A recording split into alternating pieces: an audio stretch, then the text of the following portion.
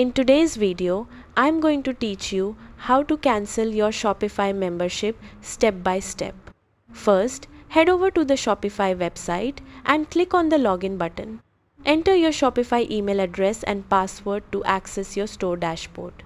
Once you're logged in, go to Settings located at the bottom left corner of your Shopify admin panel.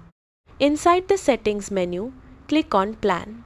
Here you'll see details about your current Shopify subscription, billing cycle, and active plan.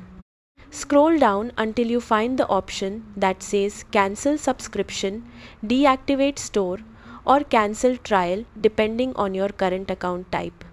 Click on that option and Shopify will guide you through a few confirmation steps before canceling your membership. You may also see options to pause your store instead of fully canceling it. This can be useful if you plan to return later without losing your store data completely. Before confirming the cancellation, make sure to download any important reports, customer data, or product information you may need in the future.